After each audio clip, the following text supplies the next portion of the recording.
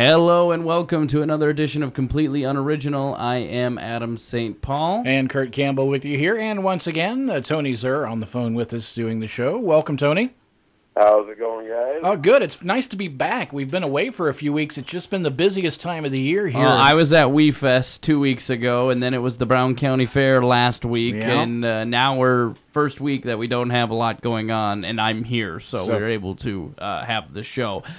Big congrats to Tony Zur for putting on a great musicians reunion at the Centennial Village over the Brown County Fair. Nicely done, Tony. Yes. Well, thank you. Thank you. It was a really, really good time. Yeah, it was a good turnout, too. Lots and lots of people there drinking beer and listening to some tunes, and I got to hear All Along the Watchtower, Jimi Hendrix version, so I was pretty stoked about that. I always like that song. Now, before we get started, I've been hanging on to my vitriol for something that you said, Tony, for a few weeks now, and that was your reaction to the Crimson Peak trailer that you didn't seem to care for. Oh, did Adam spill the beans? He did. I'm sorry, was I not supposed to? Oh, no, it's okay. You were going to ambush me, Tony. I see how it is. Okay. Well, I just want to know what you didn't like or why you didn't like it. I want to know what impressions you took from it.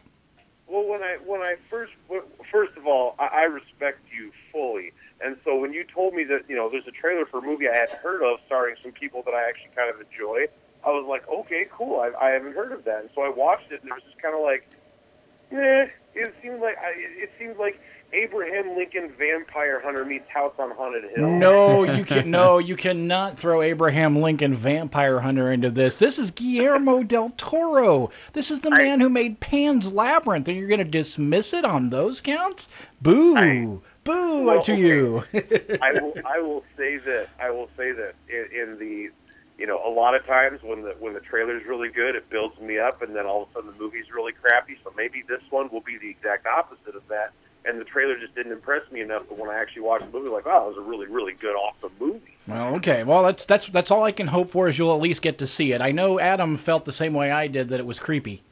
That's about as much as I know of his opinion. What did you think, Adam? I thought it was creepy. Okay, that's as far as you're going to go? I don't have a huge opinion on it. You know I'm not a big horror movie guy. Okay. I do like Guillermo del Toro, but at the same time, I reserve my judgment just because it was interesting, but it just didn't do a lot for me. You've got such good actors in there. You've got Hiddleston. You've got Chastain. You've got I don't Hunnam. Like Chastain. Well, you don't have to like her, I guess. Fine. But there's so many other good people in it.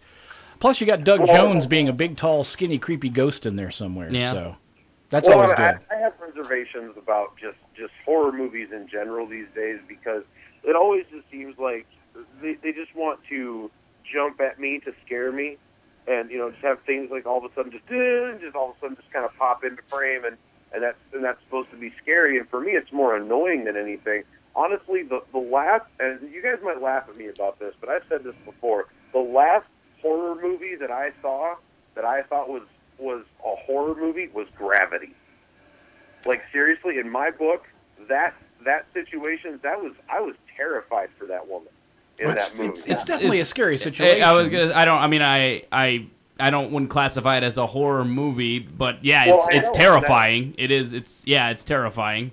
I guess you'd call that a thriller. The way that movie was shot, and just the general feel and tone of that movie, it felt like a horror film to me, and that was scary for me. Something like that. All this crap that just jumps out at you and everything. I've seen it all before. See, I take a little offense because I think you're selling Guillermo del Toro crazy short. Yeah. If there's one guy in Hollywood who can do atmosphere and can do creepiness, especially when it comes to monsters and just it's Guillermo del Toro. If you don't mind subtitles, check out his film The Devil's Backbone. It's a Spanish language horror film, ghost story that he made. And it is creepy as all get out. Talk about atmosphere. It's drenched in it. And if you don't mind reading your titles, I really recommend it to both of you, as a matter of fact. So. Oh, I'm used to it because I have kids. I have subtitles on. Well, there you go. Check it out. I think you might be surprised. But anyway, I've hijacked the show. Sticking actually with the horror films, because that actually kind of goes around. There's three that we could talk about that are somewhat horror. At least there's one that's definitely is, one that was supposed to be, and one that's a slight comedy horror film that I wanted to talk about. One of them, first off, New Line Cinema is rebooting Nightmare on Elm Street again. Yes, and I don't know, maybe this is news to you, Tony, but it's just, and I know that Kurt, I brought it up to Kurt, and there's not a whole lot known about it, but to me, it's just, really? We're going to retread this again? Well, here's the thing. Can you create a new evil dream stalker? You know, like you could just rip it you could just rip it off. Don't remake it. It's just boring at this point. I guess they weren't too pleased with the way the one with Jackie Earl Haley turned out. That wasn't New Line Cinema, though. That was Platinum Dunes. Well, didn't they release it through New Line? I don't think so. I thought they did. Maybe. I think that's just his production company. It's not an actual releasing company like New Line or anything like that. I'd have to look it up. But yeah, and honestly, it didn't do very well. Fans of the original were really lukewarm at best about it, and people who had never seen the others were like, "Yeah, it's okay," but it wasn't exactly. It didn't set the world on fire. Well, speaking of horror films, did you guys see Hannibal? Like Hannibal? You mean the movie Hannibal, the second Silence of the Lambs? Anthony Hopkins. Yeah, I actually own it. Yeah. Yeah, I've seen it. When I saw Jackie Earl Haley's portrayal of Freddy Krueger, he looked like Mason Verger. Yeah, I get it. That's what it reminded me of. I like Robert Englund. They definitely went kind of cheap on the makeup. You know, like Robert Englund in those in the later movies, they actually went cheap on Robert Englund's face too. But in those early ones where, you know, it's all meticulously done and everything, he looks great. But yeah, I get what you're saying. They, instead of going with like a real creepy face, they went more with like a burn victim face, which in reality is what he would look like. But we're talking about a man who stalks people in their dreams, so we could throw reality out of the realm. Yeah, you can't fault any nightmare film for realism. Yeah. Are there any actors slated? I haven't seen anything. They have announced it. They have announced it, and I think they want it out in 2017. But other than that, there's not a lot of people connected to it or anything. So that's why I just wanted to touch on it because it's still pretty early. Another one, Tony, and you can give your shortened review on this. A film that was supposed to be a sci-fi horror movie, which was then railroaded by the studio in the Fantastic Four flop. You saw it. I've watched your review on it, and I've done just a ton of reading about it because I'm utterly fascinated, and I have a pretty big opinion on it. But what were your thoughts on the movie? I think the movie was not a good movie for just the way that they did it. I think that the concept was there, but like I say in the Tube review of it, I honestly believe that they should have just made a series out of it. Even with the same characters, the same people playing them, if they would have played them. I just think that they put too much emphasis on the backgrounds of everybody and stuff like that, when all of a sudden, when they're finally done with the origins of these people, there's 15 minutes left in the movie. and they cram the whole Dr. Doom and we have to go and stop this guy and all that madness into the last 15 minutes of the movie. I've heard that. It's basically, in all of that was reshoots by Fox because Josh Trank had a completely different ending in mind. And, I was reading about it. He approached Fox with the idea of making, or rather, they approached him with the idea of making a new Fantastic Four after seeing Chronicle. He brought up the idea of a David Cronenberg-esque body horror film. And the idea was, Josh Trank loves Akira. If you've ever seen the movie Akira, Tony, you know what I'm talking about. He's tried to recreate it with every movie that he's ever done. That's basically what Chronicle is, and that's basically what this was. Down to the scene where Dr. Doom, spoiler alert, is walking around blowing people's heads up as he's walking through a hospital. They actually do that in Akira. That's like shot for shot.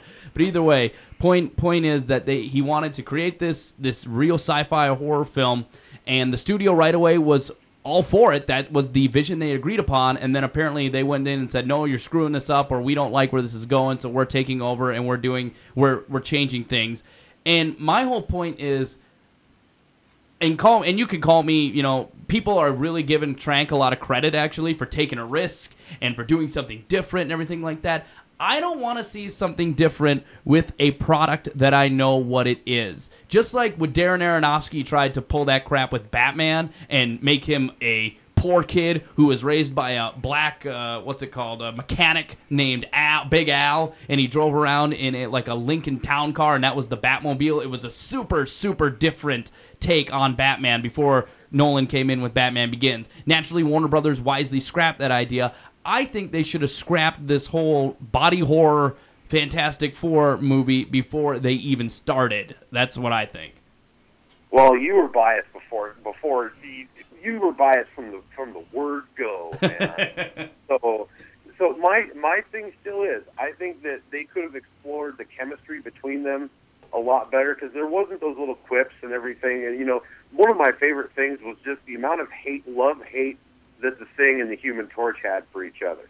And that's one thing I'll give to the Jessica Alba movies, besides the fact that Jessica Alba's in those movies, is the fact that they caught the chemistry there between the characters a lot better. In this one, there was none. There was no chemistry. No, everything I've read, and I've avoided the film like the plague, but everything I've read said it's just joyless.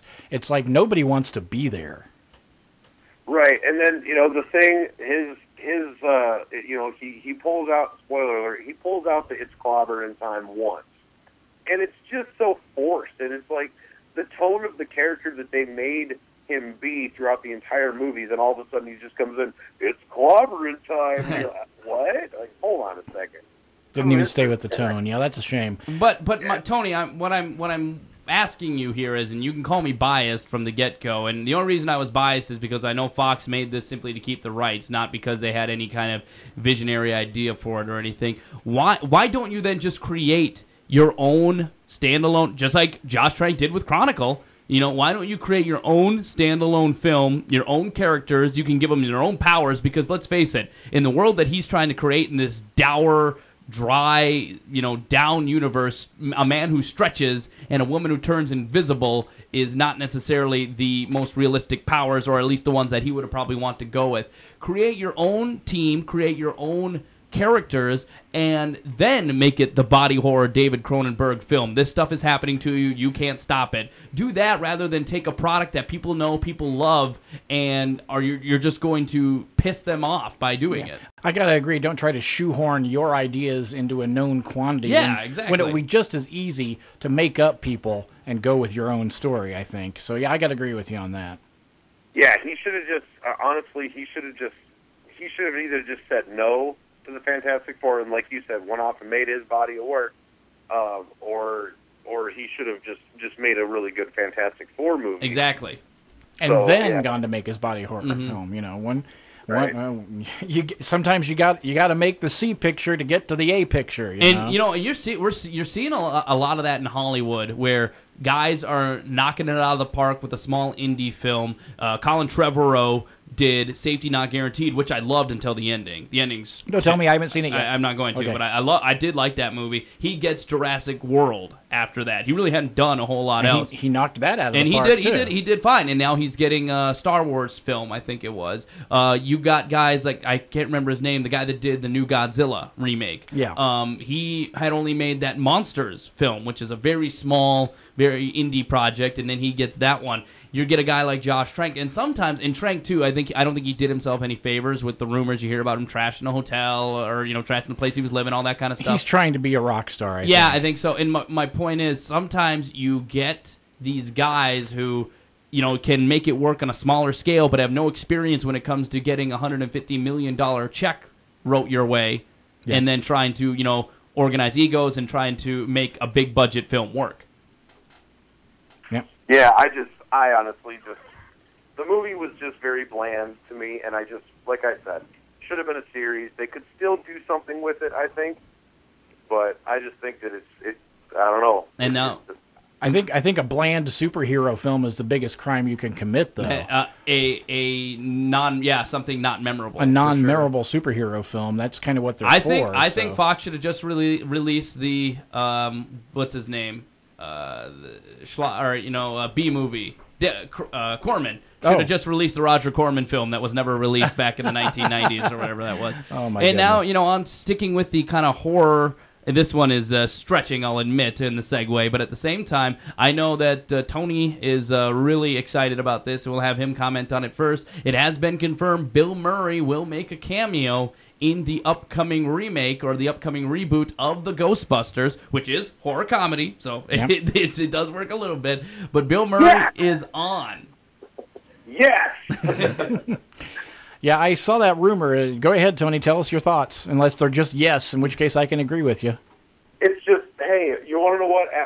I could completely understand after Harold Ramis died, everybody's kind of taking a step back and saying, okay, we need to take a step back right now. But, you know, it's nice to know that he's probably at a point now, especially in his career and the way the public views him and everything, to where he probably wants to pay homage to his friend.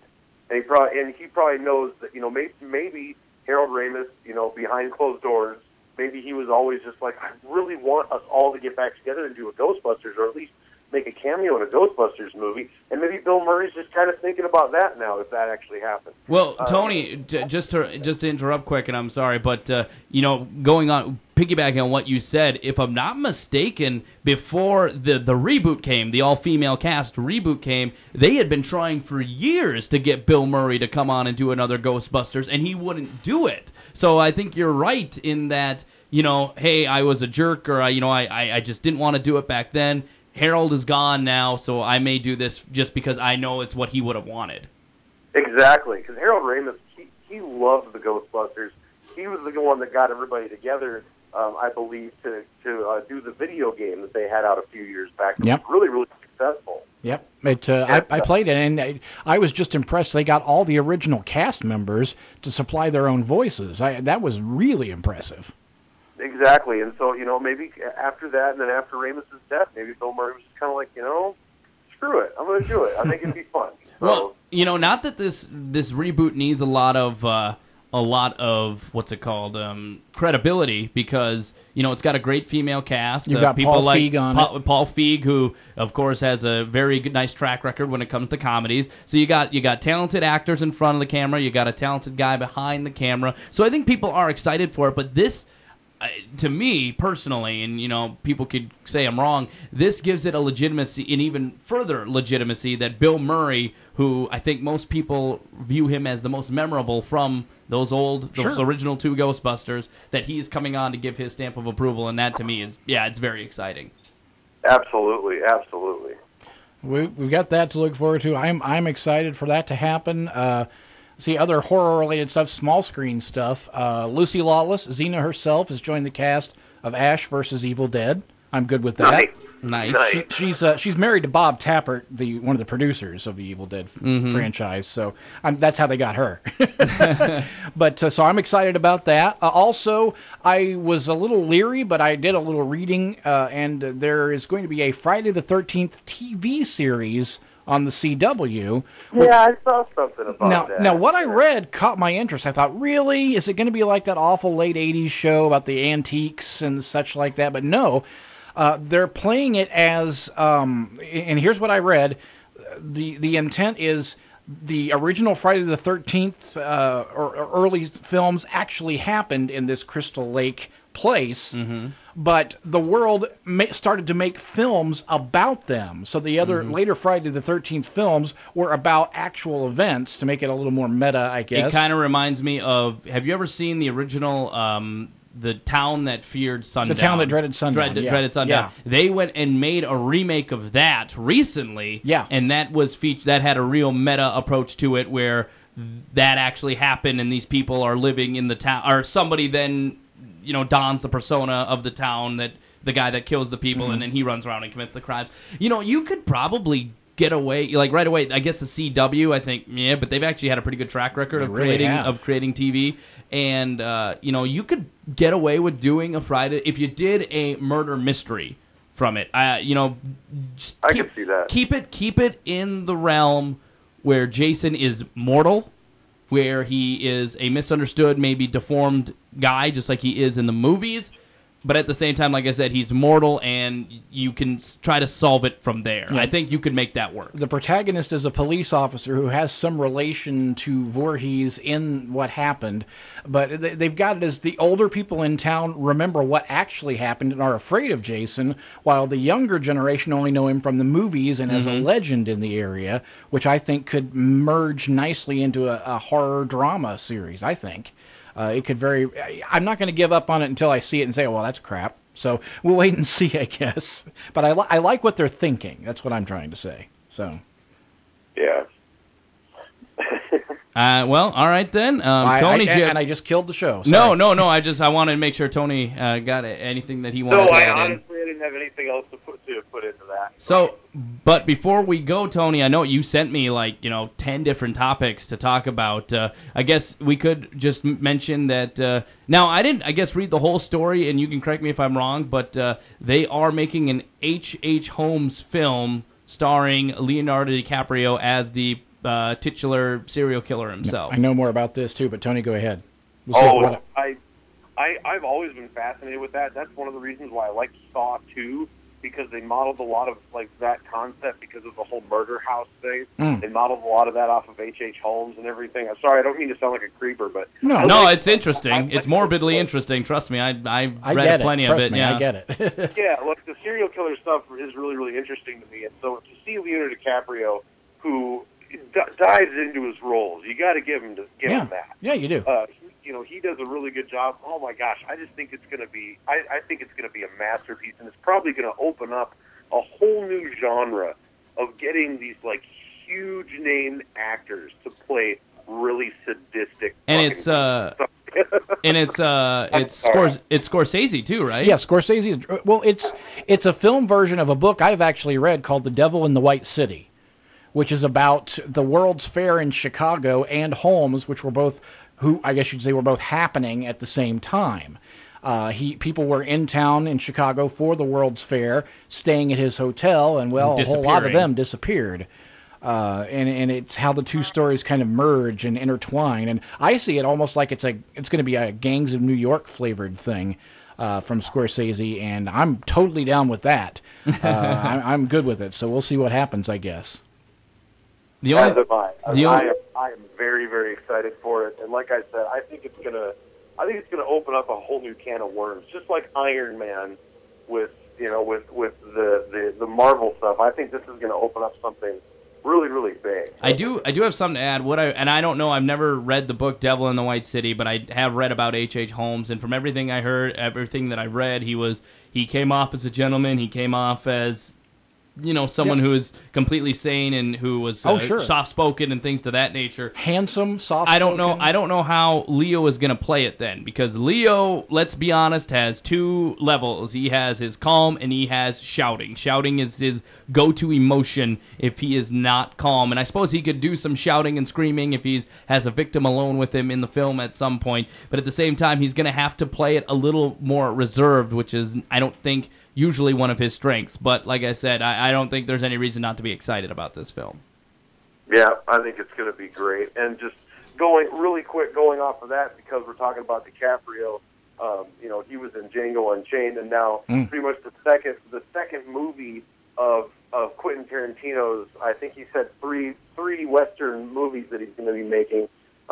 Hateful Eight trailer's out. Everybody needs to go watch that. Yeah, it's great. I have seen it, and we'll probably, that's got a long time to wait, so maybe we'll talk on that next week. But Tony, thank you so much for the time. We appreciate you coming on this week. Yeah, man, thanks. Yeah, thanks a lot for having me again, guys. We will talk to you next week. Once again, you've been listening to Completely Unoriginal right here at DakotaBroadcasting.com. For Kurt Campbell and Tony Zer, I'm Adam St. Paul. Until the next time.